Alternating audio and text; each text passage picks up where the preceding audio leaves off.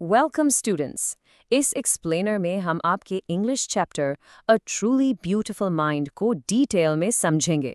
हम एक ऐसी शख्सियत की कहानी में उतरेंगे जिनका नाम जीनियस का सिनोनिम बन चुका है, एल्बर्ट आइंस्टाइन।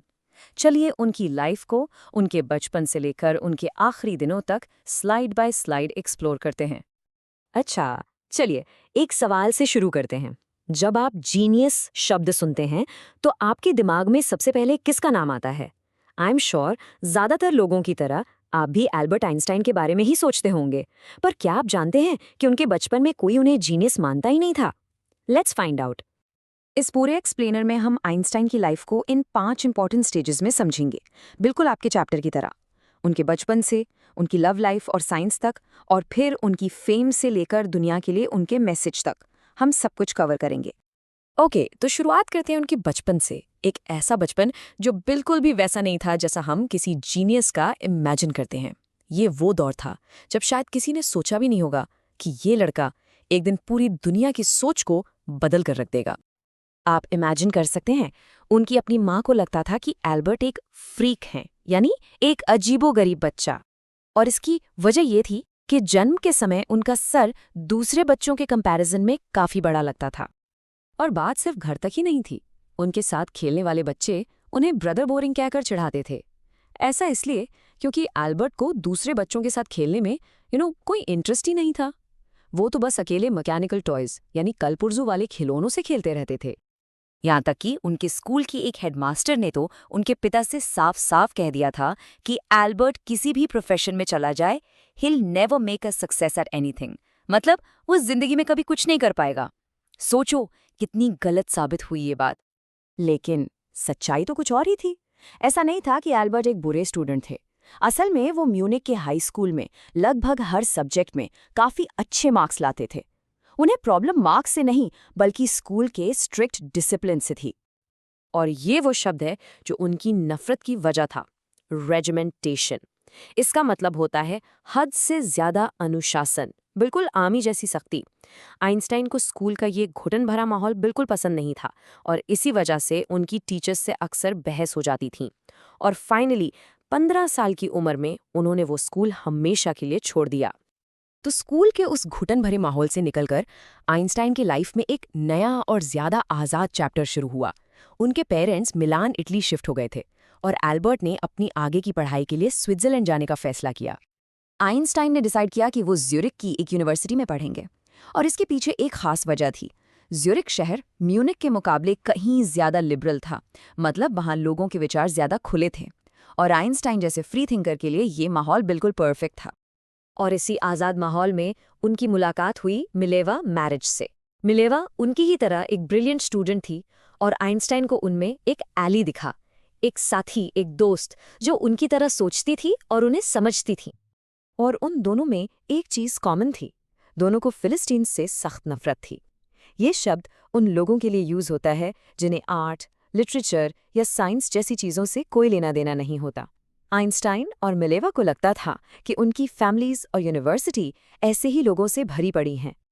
उनके बीच का रिश्ता सिर्फ प्यार का नहीं था, वो साइंस और आइडियाज से जुड़ा था। उनके लेटर्स से ये बात साफ पता चलती है।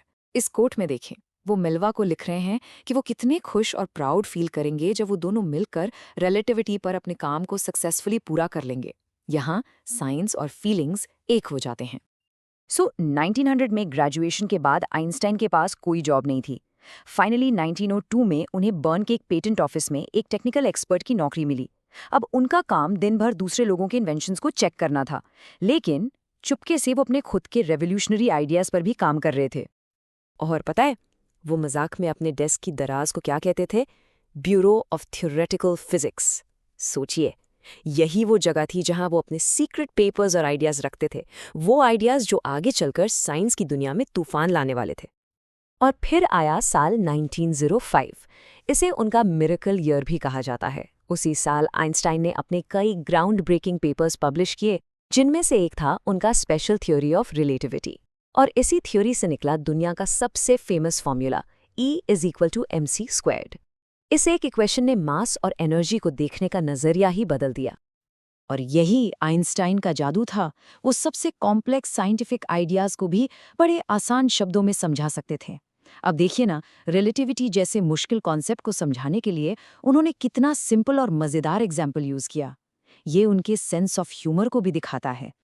जैसे जैसे आइंस्टाइन दुनिया भर में एक साइंटिफिक सुपरस्टार बनते जा रहे थे, ठीक उसी टाइम उनकी पर्सनल लाइफ, उनकी निजी जिंदगी बिखर रही थी।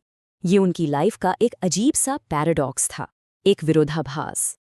और ये विरोधाभास यहाँ साफ दिखता है। एक तरफ 1915 में उन्होंने अपनी general theory of relativity publish की, प्रेस उनकी वाहवाही कर रही थी। 1921 में उन्हें नोबेल प्राइज मिला। और वहीं दूसरी तरफ ठीक उसी दौरान उनकी शादी मिलेवा से लगातार झगड़ों के बाद 1919 में टूट गई। Public success and private failure side by side. 1933 में जब जर्मनी में नाजीज पावर में आए तो आइंस्टाइन अमेरिका एमिग्रेट कर गए। 5 साल बाद जब बर्लिन में न्यूक्लियर फिशन डिस्कवर हुआ तो उन्हें इस बात का डर लगा कि नाजीज इसका इस्तेमाल करके एक एटम बॉम्ब बना सकते हैं। और इसी डर से उन्होंने American president Franklin D Roosevelt को एक लेटर लिखकर इस खतरे के बारे में वार्न किया। तो चलिए एक क्विक रिकैप करते हैं उनके सफर का। 1879 में जन्म लेने वाला वो बोरिंग बच्चा 1905 तक स्पेशल थ्योरी ऑफ रिलेटिविटी दे चुका था। 1921 में नोबेल प्राइज जीता है और 1933 तक दुनिया के हालात उसे अमेरिका जाने पर मजबूर कर देते हैं। हर एक साल एक नया टर्निंग पॉइंट। अपनी लाइफ के आखिरी सालों में आइंस्टाइन एक साइंटिफिक जीनियस से कहीं आगे बढ़कर एक वर्ल्ड सिटीजन बन गए, एक विश्व नागरिक। उन्होंने अपनी आवाज़ और अपने इन्फ्लुएंस का इस्तेमाल साइंस से ज़्यादा इंसानियत की भलाई के लिए किया। उनके लेटर का असर तो हुआ, पर शायद वैसा नहीं जैसा उन्होंने चाहा था। अमेरिका ने एटम बॉम्ब बनाया और उसे हिरोशिमा और नागासाकी पर गिरा दिया। इस तबाही ने आइंस्टाइन को अंदर तक झंझोड़ कर रख दिया। इसके बाद उन्होंने यूनाइटेड नेशंस को एक पब्लिक लेटर लिखा जिसमें उन्होंने एक वर्ल्ड गवर्नमेंट का प्रस्ताव रखा और अपनी बाकी की जिंदगी शांति और लोकतंत्र के लिए कैंपेन करते हुए गुजार दी। तो आखिर में हम इस एक सवाल पर आकर रुक जाते हैं, आइंस्टाइन का सबसे बड़ा योगदान, उनका ग्रेटेस्ट कंट्रीब्यूशन किस चीज़ में था? साइंस के लिए उनकी खोजें या इंसानियत के लिए उनका शांति का संदेश? ये एक ऐसा सवाल है जिसका शायद कोई एक आसान जवाब नहीं है। इस पर सोचिएगा ज़रूर।